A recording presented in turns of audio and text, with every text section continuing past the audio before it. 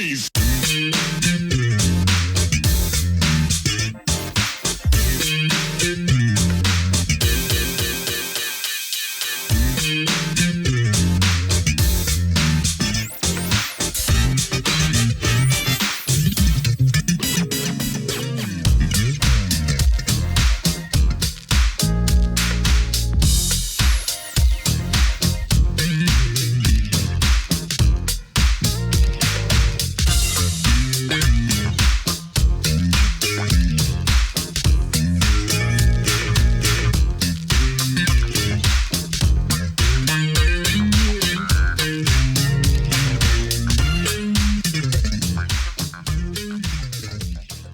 What do you think in your mind is Q's biggest talent, or was his great talent, and what did you learn from him?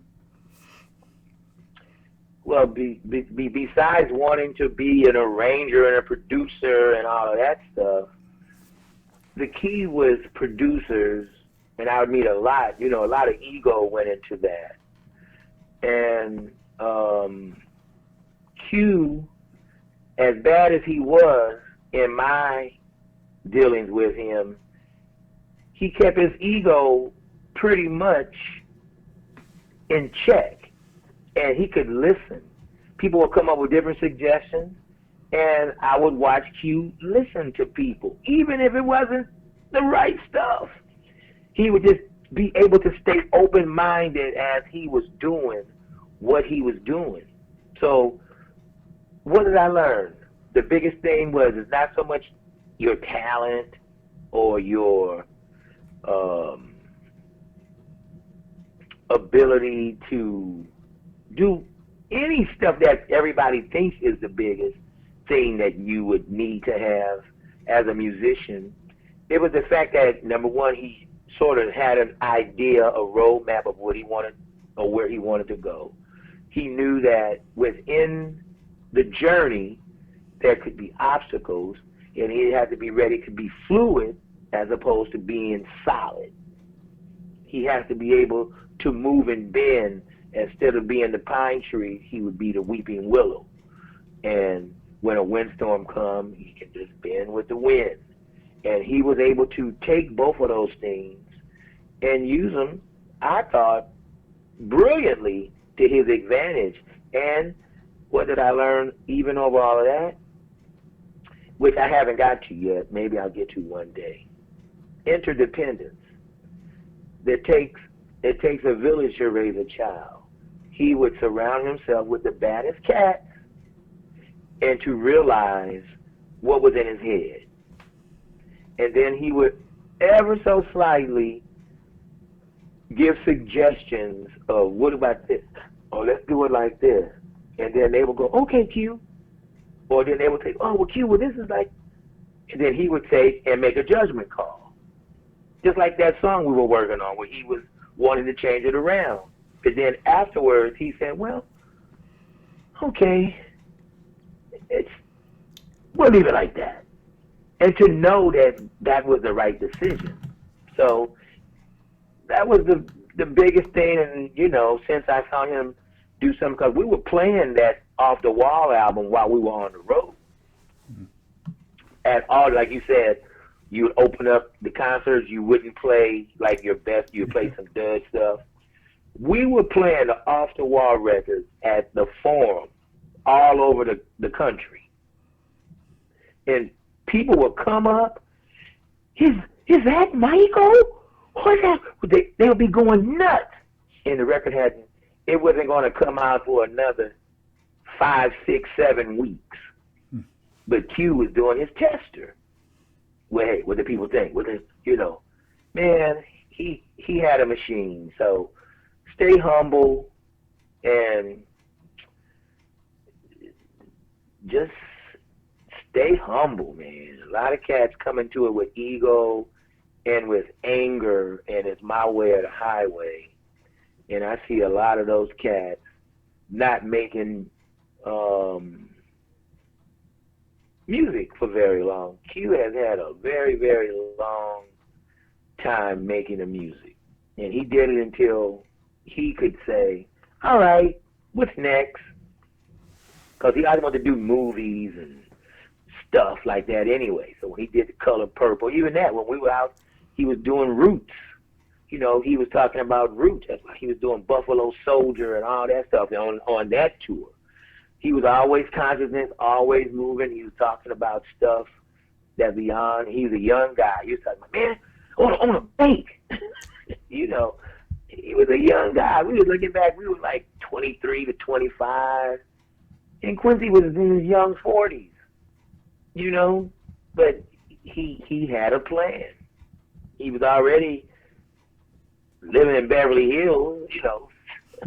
So he had a concept, he worked it, and it was always a pleasure. And every time we've gotten together, it's always cool, you know. How you can say everybody that I've been around throughout this career of mine, it's like it's been always a pleasure to see him again. You know, it's always we left on good terms, you know. Well, and that's when you want to have it. I had Jim Gilstrap was on the show, and he only spoke. Oh yeah. He only spoke well of Q too. So. Oh yeah. Well, Jim, he was on that. You know, and out of all these years, Wanda, no, I never met Jim, but I know of Jim through so many different things. But yeah, all that Right on Time and all those I'll Be Good to You with Sarita and him, and yeah, it was like. Those were the cats, though, the Waters and Jim, you know, these were the baddest of the baddest of the, you know, what they call, I don't know, they say background vocalists, but I just say vocalists, because if you just want to say background, they way more than background. It makes the record. It's just a part of another ingredient of what you made a record. It's like, no cayenne pepper and garlic, what? Hey, you missing some ingredients in this. You need them all. Yeah. Yeah. I'm so glad he's still with us too. Q. Yeah, man. Exactly. He just had a birthday, and I can't keep it. I can't keep it with my own birthday, but it's good to see him still looking good. Everybody kept saying, watch this documentary, and I finally got around to watching it, and it was great, you know. But man, great, and they did it. Well, I'm sorry. You talk about two icons, though. I mean, you went from Q to Maurice White, basically. I mean, it was like, and it was so effortless. When I mean like that, it was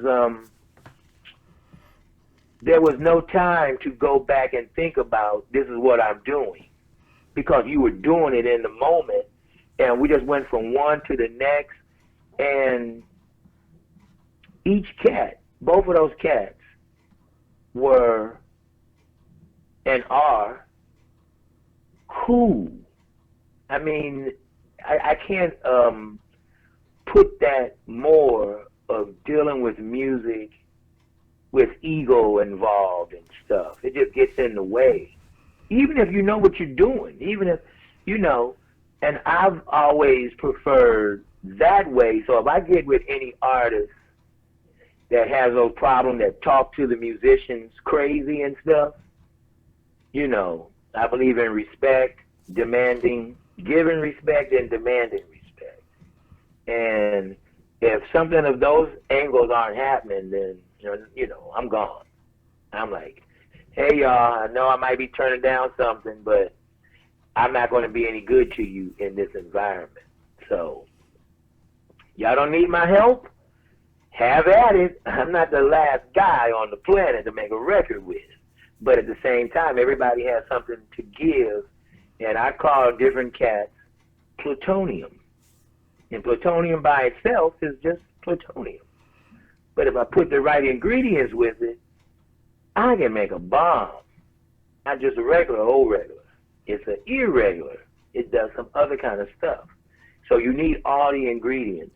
And going from Q to Reese, it was like, I'm not going to say, well, now Q is not, he's formal, but not formal like in the sense like people think he's down. He was down with me anyway. I mean, we'd be on A&M lot. I'd get a burrito off across the street, and I'm eating the burrito, and Q would come over one day, hey, Wayne, let me get a bite of that burrito. You know, regular stuff, because we were literally like his little brothers. He looked at us like that. So we had a great time with him. And on the other tip with Maurice was just, you know, Quincy and I conversation was about Stravinsky, the first conversation. With Maurice, it was about Train. And we just went on from there. And I didn't know how much he was into jazz, even though I know or knew that he had been playing with Ramsey Lewis and all this. But, I mean, I would take Reese to different places and we would do something. He'd say, oh, man, he sounds like Sonny Stitt. I'm like, oh, you know, okay, Reese, you call some, you know, I mean, you would say Train, but Sonny Stitt, that's on another level. You know, of course, he's not as household, if you will, you know. Mm-hmm. But he knew his stuff too. One thing, they both knew their stuff. And dealing with Maurice, we had the best of best times because we not only would do music, then we would play tennis. So that was our almost, instead of going to the studio to like, okay, let's do this and let's do this, we would be on the tennis courts, and then after we finish on the tennis court, I would say, hey, Reese, check this out. Oh, man, I like that. You know, and that's how we would do. Then we would get together, and I would, hey, everybody I made come to the hood. So I had Reese coming from Beverly Hills. I had all the boys coming. And they would go over to South Central off Manchester and come and hang out in the back of the garage at my studio. And I don't know what, man. It was something about that room. If I had an autograph wall for who all was back there in the life of what we were doing in that room, I've forgotten more people than I can remember that were back there. But everybody knew about that room that came from New York, Detroit, Chicago. Everybody would land in that room. And Maurice was just another one of those guys that landed in that room. And we did a lot of music back there. Matter of fact, when we started Let's Groove, that's where Let's Groove started, in that room. It didn't start at no major function at the Junction. That came from the hood. If any tune ever came from the hood, Let's Groove, that's where it came from. Straight. So, but that whole record that we did on that Ray's album, all of that stuff, you know, we had already like put that together. We were doing an emotion record at Hollywood Sound. And they had just finished, I don't know if it was Boogie Wonderland, or they did another record. Faces. Yes, there you go. My chronology is not all the way there. I mean, I couldn't even tell you the stuff that we did. I don't even remember the name of the records. I mean, like the album titles. Yeah. I don't remember that stuff, man. I always say, let's go to the next thing. But anyway, after that record, which wasn't a bad record to me, but once again, it would be like their Blam album. But they couldn't do a Blam album at that period in their career. Every record had to be, you know, where's that pop crossover smash, you know, and that's what they were used to. And Let's Groove was not in itself a pop crossover smash. It was what it was. And then they made it that through the marketing and promotion and all of that stuff. The record on its own was what it was. It was a nice record, nice grooving and all that, but it was a little different for Earth, Wind, Sound. And I didn't own a vocoder at the time, but I told Maurice when I was doing the stuff with my mouth, I said, oh, Reese, that's a vocoder right there. We got to put vocoder on that part right there. Oh, man, vocoder. Oh, okay. You know. And Quincy used to use Michael Boddicker all the time. So Boddicker is the one that put that vocoder. He was like Mr. Synthesizers back in that day. He was doing all the dates. So Mike did that and took a lot, like we say, it takes a lot of people to make a record, but those are all live recordings, and we had fun. That was the first record done at the Complex, the one that George Massenberg had just finished. Besides that, all those records were at Hollywood Sound over there in Hollywood, right there around the corner from RCA. So Maurice came in, he said, "You got any tunes for the fire?" I said, "Yeah, Reese, I got some songs." So I gave him a cassette with 4 songs. We cut 3. And I wished I knew what that 4th song was.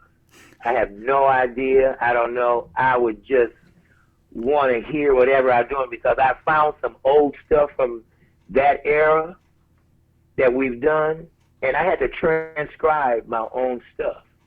I was saying, what kind of chord was it? It was just like we were talking about the chords earlier. I was playing some harmonics that I couldn't figure out now. And I must have been about 28, 29 at the time. So, but I pulled one out. I found it on a thing. I just pulled it. I'm going to relay it. And it's almost all the way there. So that was laughable. But the concept of the harmonics was so slick.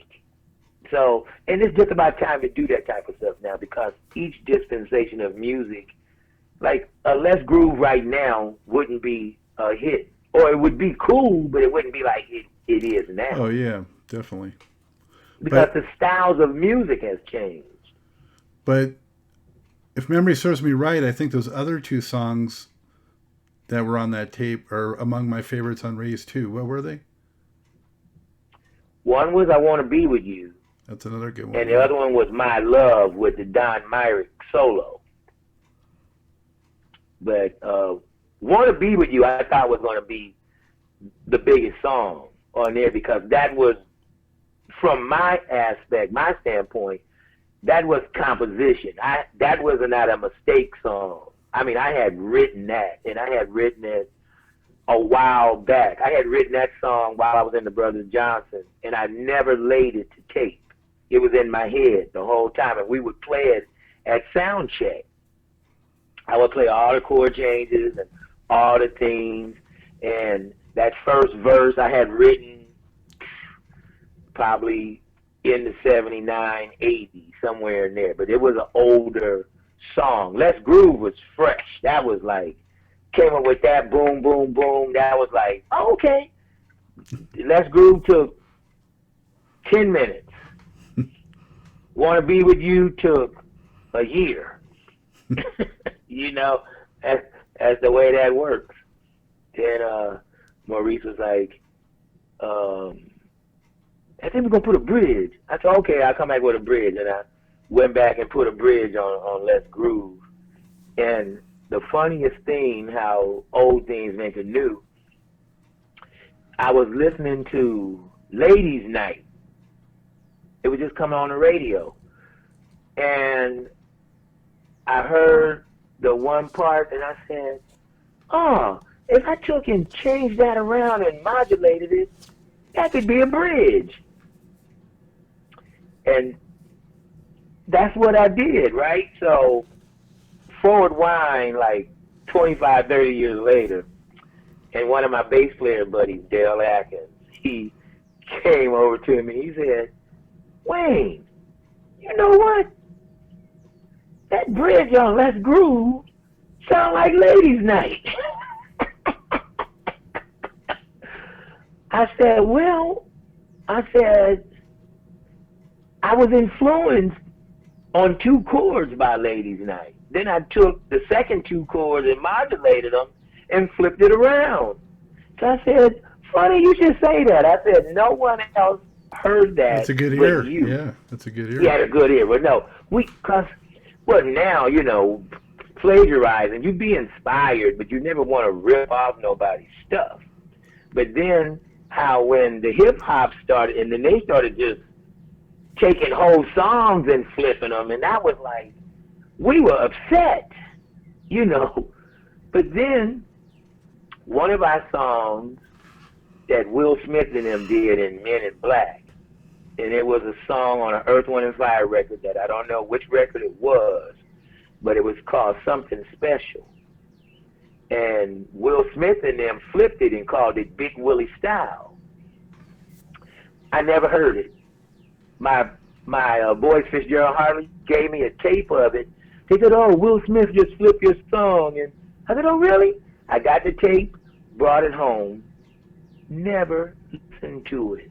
Now, I don't get me sometimes, but I am so like to the next thing. I don't even listen to my own stuff. So when people tell me that I listen to their stuff, I'm like, I don't listen to my stuff. I'm going to listen to your stuff. And finally one day I listened to it. Matter of fact, I listened to it after I got Alexa, and I asked Alexa to play it, and that was my first time hearing it. So I didn't hear that until the 21st century. Maybe a year and a half ago I listened to it. Wow. But it had been out on Men in Black soundtrack. That was the one that they did Forget Me Nots. They took Patrice's song and flipped it and did Forget Me Nots on there. And that same album, or whatever they call it, CD, they put Big Willie Style on there, which was Something Special on Earth, Wind and Fire. So I'm saying, wow. I'm loving how these rappers go and flip songs. But, I mean, Les Groove has been flipped like a gazillion times. And I have to go and deal with some flippage right now from some folks that have taken it and sort of took the bass line, which, you know, they don't realize that was copywritten. So, well, I was looking at your list of credits. So many of them are related to that track, you know, over the last couple of decades. I mean, it's been picked up in so many compilations, and man, incredible. It's incredible. And I'm telling you, I may know about 3 of them. I don't even know. I need to go back. One of my buddies, he made a discography on a CD of a bunch of stuff that I had done over the years. And I hadn't even put a compilation of that. And it's somewhere around here. I listened one time to it and was like, wow. And I don't know what I did with it, but I need to find that. Let me ask you this, Wayne. So you were with Wanda, and then, of course, Maurice is, you know, produced The Emotions. And did being with Wanda impact, you know, you getting tighter with Maurice in that camp? Or, you know, how was that dynamic?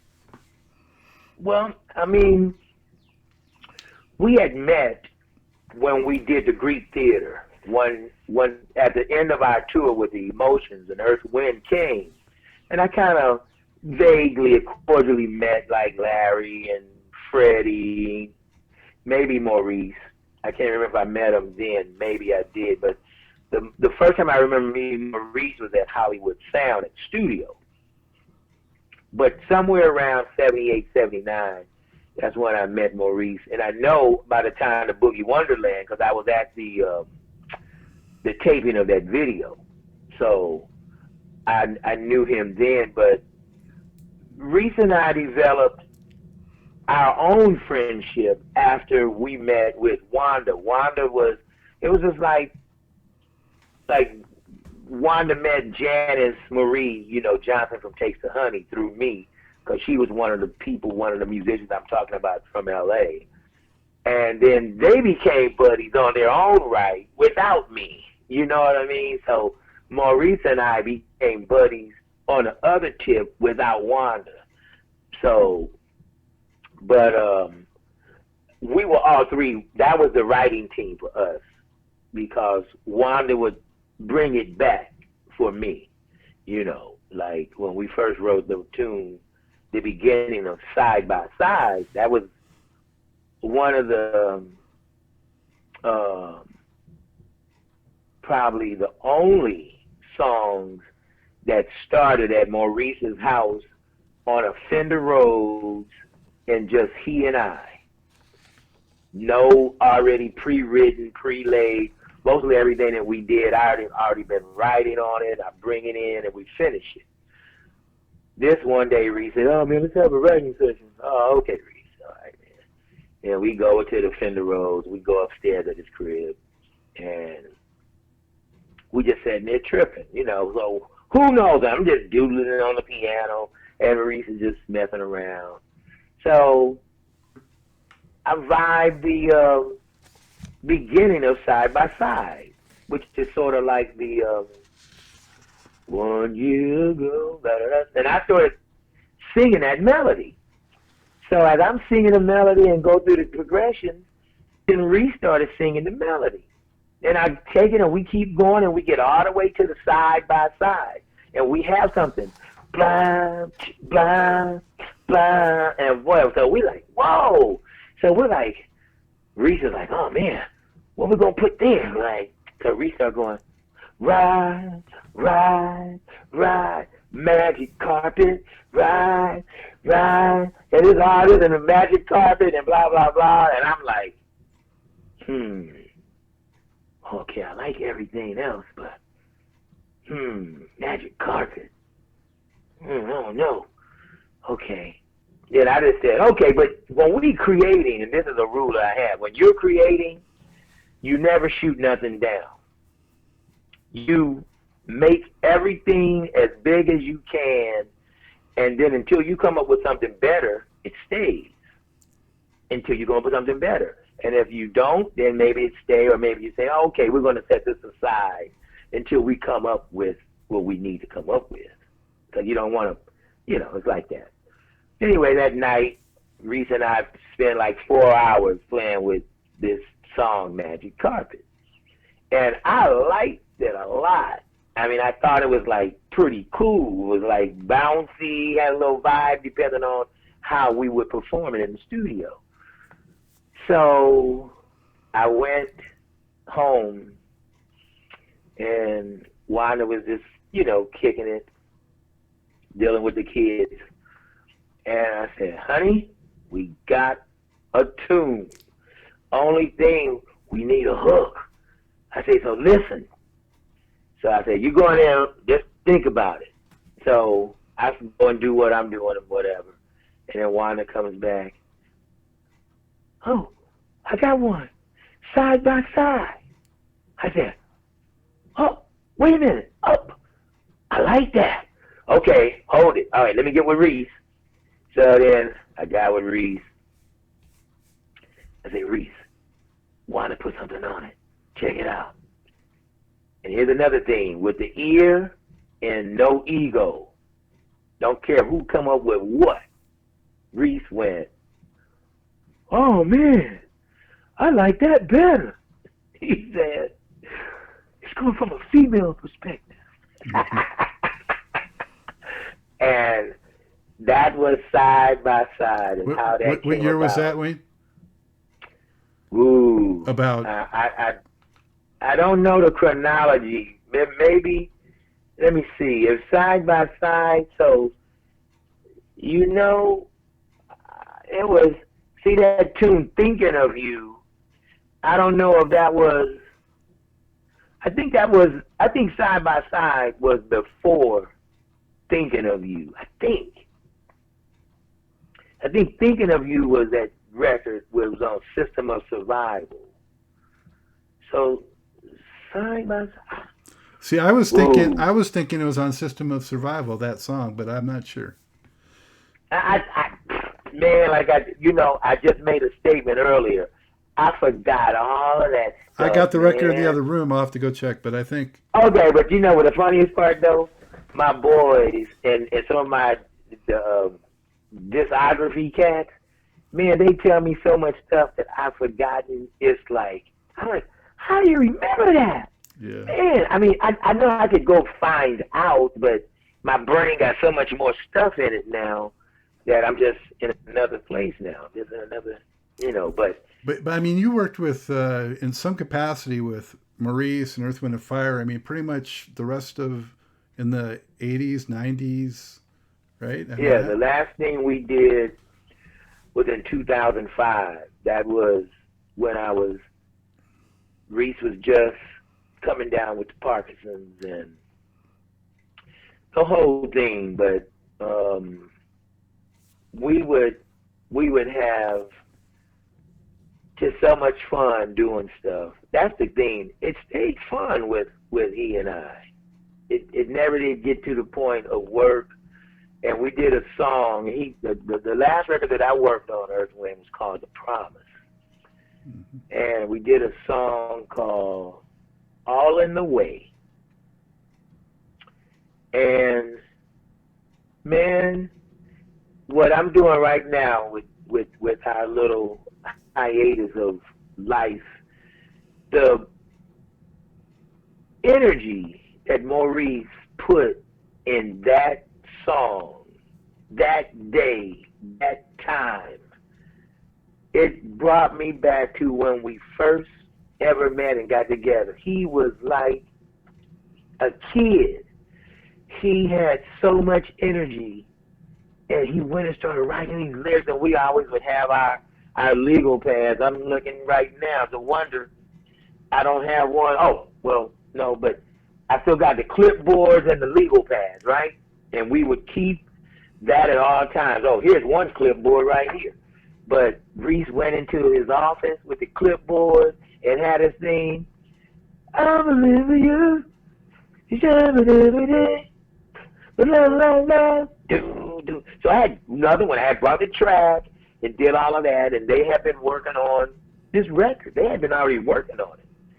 And I wasn't even working on a record. I was working on something else, and I was doing this group from France called No Jazz on Warner Brothers. So I'm basically getting Maurice to work on some of that with me. And then he goes, once again, hey, man, you got anything? So one of my songs that I had done on myself on that 3 Generations of Groove record called All About Love, which I didn't realize Earth, Wind & Fire had a song called All About Love.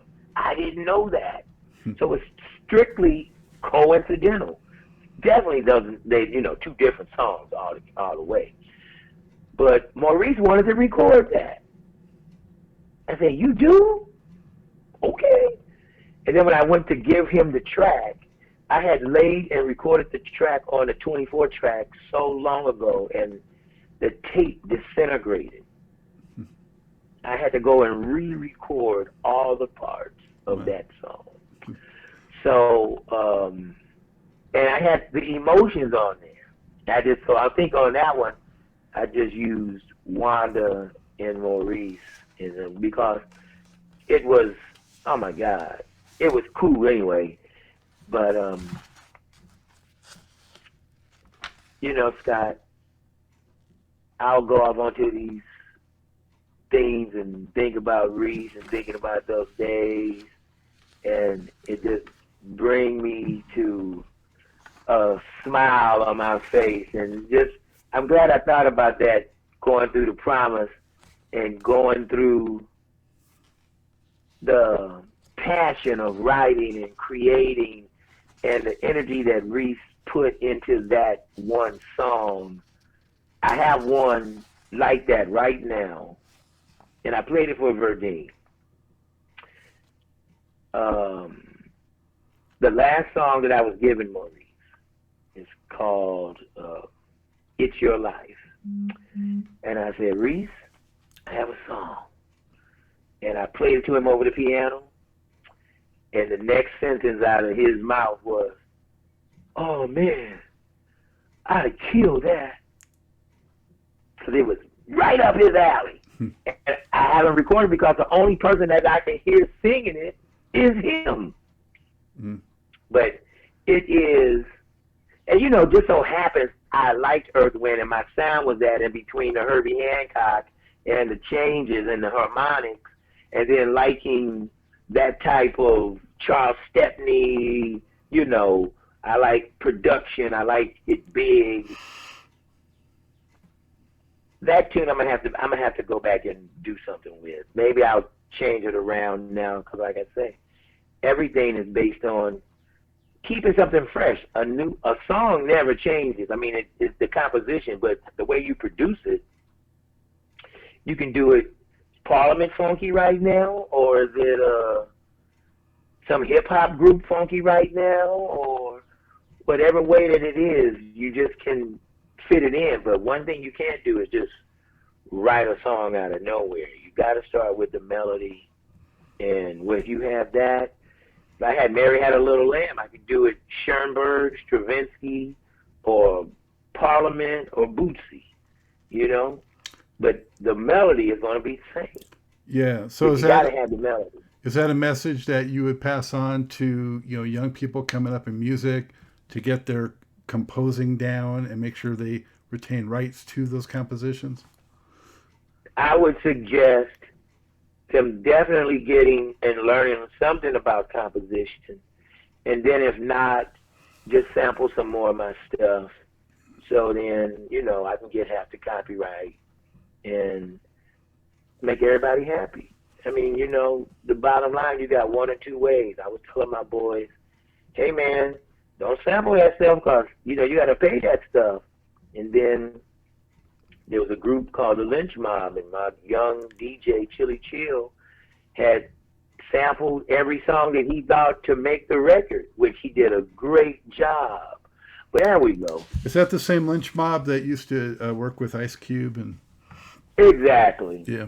Exactly. Well, my boy wrote the songs. The record went platinum or gold at least. And he called me, hey Wayne, we're not getting any royalties. I said, what? I said, get the royalty department on. They was with them all day.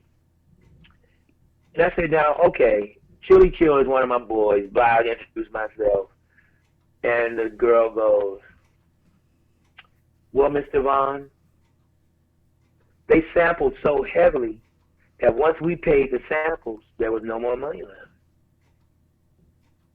Then I looked at them and go, see what I was talking about? Mm-hmm. But I have foretold this to happen. And now this guy is writing his own stuff. Yeah, he learned a little keyboard. You know, he's become a musician almost. You know, anybody can learn how to play music, but it just takes time. And a lot of times you approach to music. I mean, I love what some of those guys are doing with the turntables because I was trying to figure out what they were doing because it was some atonality jumping off. They would have one sample in B flat and another sample in F sharp and another sample in A, and they'd have all this stuff piled on each other, right? And I'm like, what key are they in? But since they were just talking over the top, it didn't make a difference what key they were in. So then that's how some of the R&B groups come up. So what did they do? That becomes a way you do music. So from a hip-hop producer, now he wants to flip his stuff. He's flipping it, so now you get a group that can sing like an En Vogue playing over a James Brown Big Payback sample. Not even music. I mean, it's music, but I mean not even musicians. You just program some drums and you put that over it, and now you're singing and you make a whole new record over it, but James Brown's still getting paid. Mm-hmm. So for that part, I mean, James Brown said, I'm not mad at you for taking the sample and using it. And then also some of that hip-hop stuff, it actually made some of the older artists relevant again. Right. So it was, when we first got into it, it was like, what the heck? And then afterwards, when we started understanding, and plus a lot of the hip-hop cats didn't have no music in school in the third grade to be able to go play flute and be influenced and do that. But they still had the talent or the passion within them, so by any means necessary. So they started doing with the turntables and stuff, and then I go, hey, that's still funky. What are they doing? And you get the drum machine. They took the 808 drum machine and started using it like a synclavier or something. I mean, we threw that thing out the door. Then they take it and tune the bass drum down to where it goes boom. musicians were laughing at that.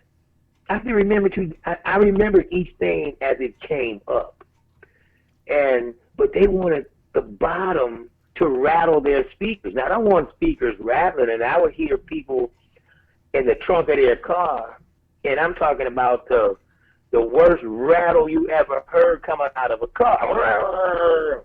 But that's what the kids got into. Then they put the stuff, then here comes the Outkast, then here comes all these other groups, not to mention like a Public Enemy, who, that's how I got a little bit into rap, then listening to some of the Fat Boy stuff and, you know, the beatbox with the mouth. I got into it because that's sort of like where funk went, you know? Yeah, well, because they took the funk of James Brown. I thought when they sampled the one Snoop Dogg and them did with the Parliament-Funkadelic sample, Knee Deep sample, I said they sampled this 15 times. This cannot be another hit. It cannot be another hit. I'm like, hey, but see, back in the day, Palestrina, First Century, all of those songs that were hits in First Century music were the same song.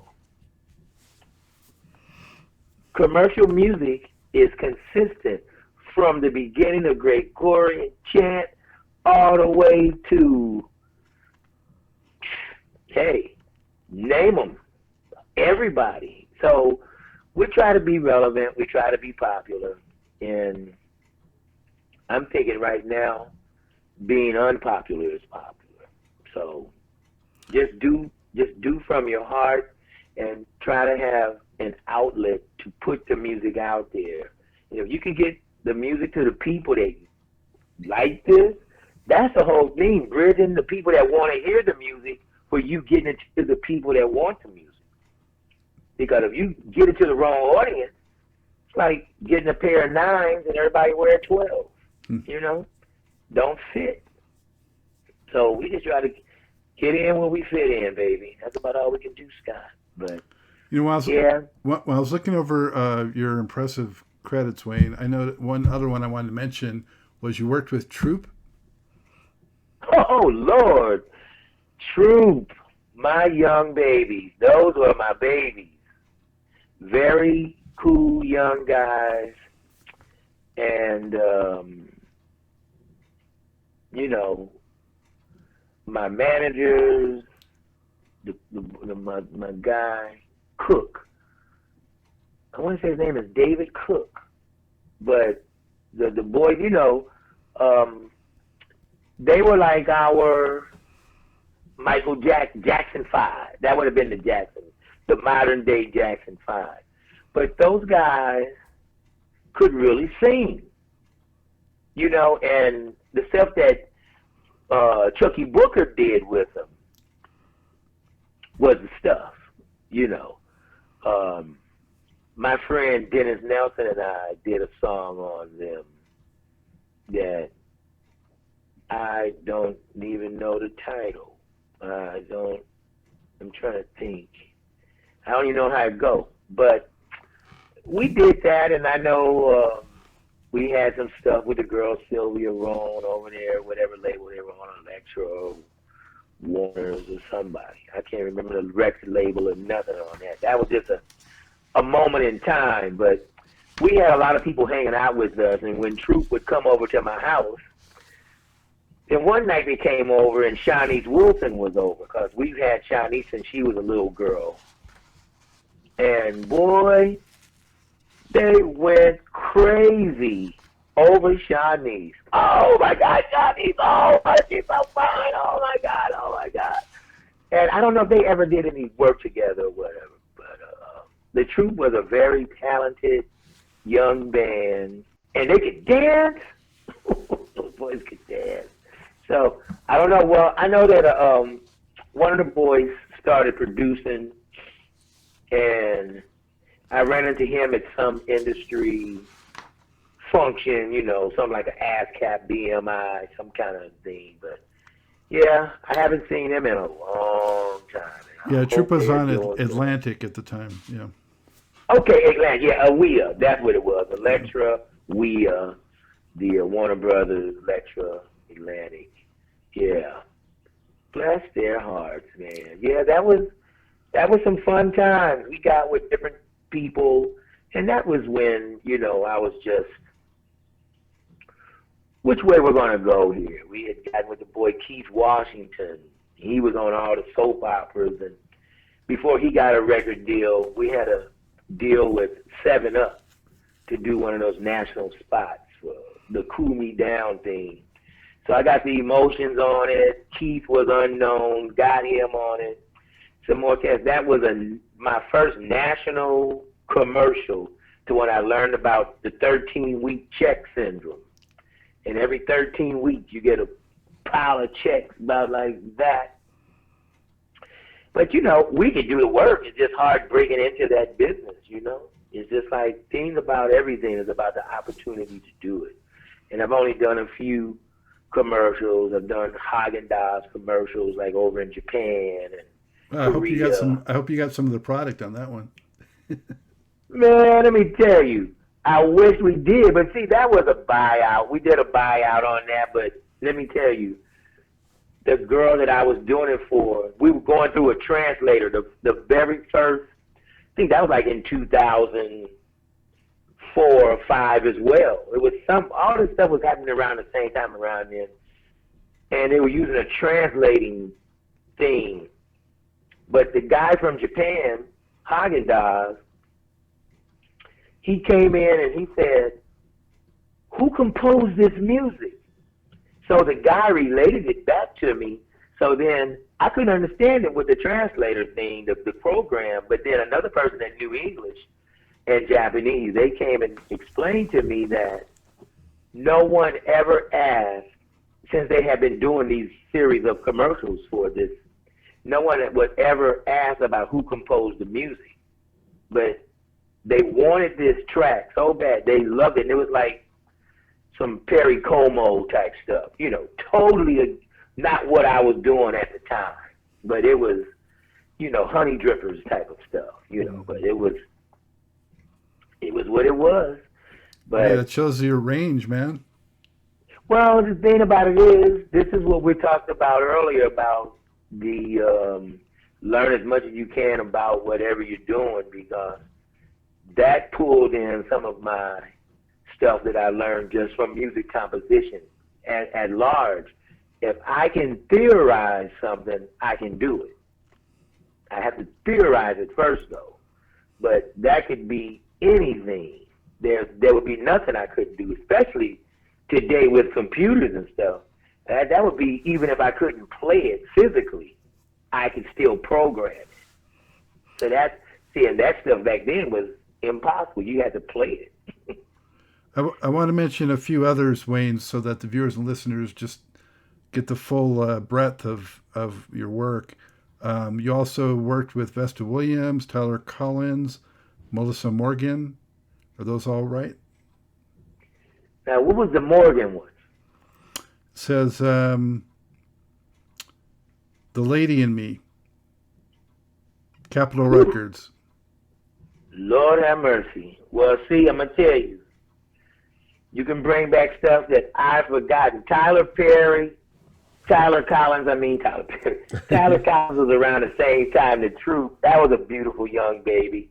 She was very nice. That was a young lady, had a record deal, and we tried to input. That was the same production team with my boy Dennis.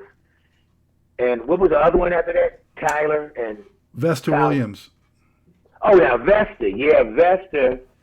We did something with my boy Zane. It was one of her singles on A&M. I was just playing some keyboards with her, but Zane had me to play on that. But Vesta we became tighter later on down in her life, as just musicians and friends. But I played on her first record, but I didn't do any writing or nothing on Vesta. And I don't think I wrote the song on Tyler either. We just produced that. That was a production gig. And But you probably got more on that paper than I remember, Scott. I'm telling you, you're going into the quiet, the quiet thoughts. Well, you mentioned earlier, the three generations of groove, and I just wanted to touch on that too, because basically that's sort of your only solo record, right? I mean, yeah, I did that record, and I said, okay, I got that out of my system. I'm done. I went right back to producing and hanging with the other folks, because it's hard producing yourself. And now that the music has sort of come back to me in a way that I can do what I want, I don't have to do hits. What I mean by hits, who knows a hit before it becomes a hit? You don't. You just do your best, and it just, the power that be goes out, and you make the music, and then people accept it or they don't. But in terms of what I want to do now, that I was trying to do with the three generations, is communicate to a broader audience that I deal with. And after my A&R guys and my marketing guys, they were more or less, oh man, that's too much, too many genres, or too many things. You playing funk here, you playing jazz here, you doing this, you know. And I say, well, that's me. That's what I hear. So I don't listen to the people that want to put you in a box. But now what I am doing right now, one of my friends that's a quantum physicist, I want to do healing tone music. And I started this 10 years ago maybe, or more, but 10 years ago at least. And it's not the easiest thing to do, but it's on the vibration of the universe, which the regular thing, what we tune our music to is A440, and this is A432. But there are some tones that heal the body, mind, spirit, and I'm on to that project, plus music that will make you want to move and dance, and music that will be there for sort of like intellectually, almost like between not difficult music, but just something that you necessarily wouldn't expect to hear kind of stuff. So I'm not explaining that correctly. I'll just have to do it, and then whatever comes about it, you know. But definitely we try to do a dance record just for the fun of it, just to put out there and make people happy and just do that. And the other one, the tones record, that could be like a series of four atmospheres. This won't be popular by any means, but if it does what I think it's going to do, what my plan is, it's going to be a healing meditation type thing. And you know, when you go to Europe, you ever been to an acupuncturist, what they used to call New Age back in the day, it's not that. But that's the closest thing that I can describe the way it is. But it won't be that, because that stuff, I'm not going to say drove me crazy, but I want to have something with it. But man, this guy, this quantum physicist, he's bad. And I took Maurice there before I lost him. I say, Reese, I got a spot, man. I don't know if it's going to do whatever, and this guy has platinum, silver, gold, all kind of crystal and stuff, and he makes these things and he plays them over the body, and you just laid out. And I did it once, and it's deep, but it's tones that goes to your liver, goes to your spleen, goes to your heart. And he was with the grandson of somebody in Saudi Arabia, and they had all the machinery. He did this tone thing, quantum physics thing, I just know enough about it to get me in trouble. But I know the concept is real. So I just want to harness it. And he went and touched this guy's liver with these tones. And the machinery that was up showed that the liver was being stimulated by this tone simultaneously. These are the reported things. And when I've heard that about 10 years ago. And I wanted to do this ever since. So I wrote one track for it, but it was too tonal. This is almost like atonality. It's not the diatonic scale like we know it. It could be more like, almost like a raga or something in a Hinduish, but quarter tones and so. But the key to tuning, A432. So it could take me another, who knows how long, but I will get this. And this is in my spare time, Scott. Just you got to keep thinking about stuff, man. But I'm looking at music now, like, it's like food now. It's for your. It's more than just shaking a tail feather. It's actually to balance you. The music that is the next wave is the music to balance the mind, body, soul relationship, and to make you have more energy to go do what you got to do and be more positive and to share your experiences and love to others. So if you got to get music to help you to do that, so be it. Yeah, I don't know. That's deep. That's deep, Wayne. Well, I'm not trying to be deep, but I'm curious about that science. It's there. It's been there. But here's the thing: I just learned about not too many years ago, 10. That's not 10 years, and not that long ago, about the A432. And I was talking to my piano tuner one day, and he was talking about, but I have some classical players right now, and they want their home piano tuned at A432. I know, and the thing about it, it's just flat enough. If your ear is good, you're going to hear it. It's the frequency is like taking bright red to a duller red, I guess, or either that's the brighter, and A440 is duller. Who knows? It's like a shading of the tone. Yeah, it's a shading of the tone. So, but it definitely is there to heal us and what we feel from the music. Because like you was going to all those concerts, you got a lot about it. You got a lot in you for it. That's why you're doing what you're doing now.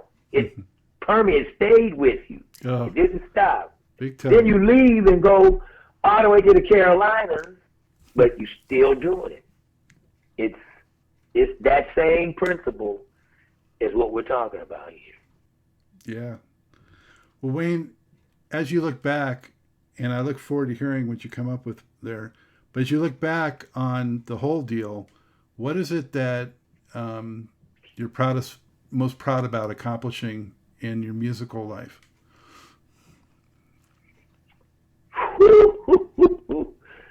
Most proud. That's kind of deep because I'm so much on to the next thing that I really don't take too much time to reflect on the moment that I'm the proudest of. And that's a trip. And I know it sounds crazy, but literally, if I had to think about it, the giving back of whatever pipe channeled through me, because it's not me. I'm just a channel. I write what I hear in my head. That's why I don't need to listen to music in the car. I don't have to listen to music when I work out because things keep coming to me. So the proudest would have to be of being able to be that conduit to, from a spiritual level, God is one that's putting this music through me, and then I'm just the jukebox to play it out.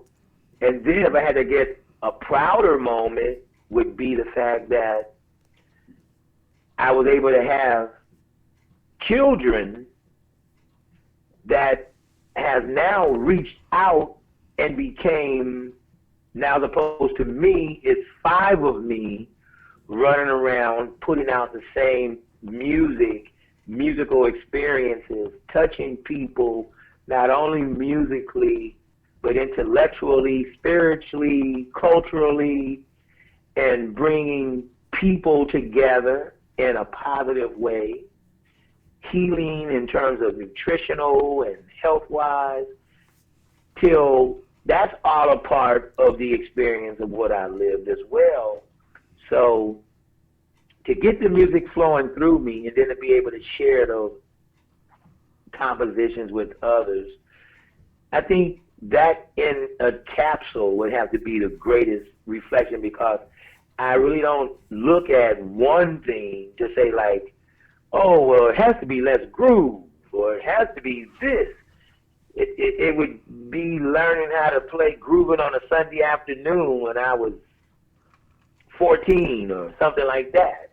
You know, the fact that the music some kind of way comes to me to share with others would have to be the accomplishment. And no one thing, it's the totality of everything. So if I had to be proud, I'll have to take it. I have to take it all, Scotty. Thank you so much for Wayne, for sharing all of those great musical stories and memories, and for all of the music that you've given to us as well. Thank you so much. Scott, you're welcome, and I'm glad you pulled some, you know, you pulled some stuff out of me, and when you went Troop and all that stuff, I was like, wow, what label would I remember that? It was like harder to remember, but all the times, I must say, I've had some great times in this music world that I've been living in all my life, just about. Hey, back at Truth and Rhythm headquarters. Thank you for joining us on another magical ride with Truth and Rhythm.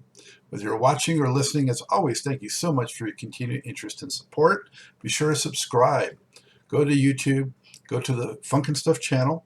That's where Truth and Rhythm lives and breathes and thrives. Also, goodies here like TIR Quick Takes. And if you subscribe, you know what? You get the show before anyone else. It's free. If you love jazz, funk, R&B, soul, you can't miss it. Pass it along. Tell a friend. Tell family. This audience is growing, and it is a beautiful thing, all coming together for the love of this great music. Also, if you can throw us a buck or two, we could use the support financially, keeping the lights on, keeping the servers going, all these expenses. If you can help support the program, whatever you can give, much appreciated. Go to the funkandstuff.net website. On the right-hand side of every page, you just click and you can donate through PayPal, credit card, whatever. Very easy to do and so much appreciated. And if you do a sizable donation, I will mention you on the program. Also, drop me a line. Email me at scottg@funkandstuff.net.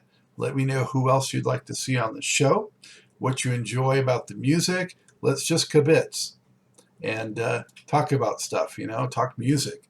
You'll find that I respond very quickly, and I much enjoy the rapport and the camaraderie and the interaction.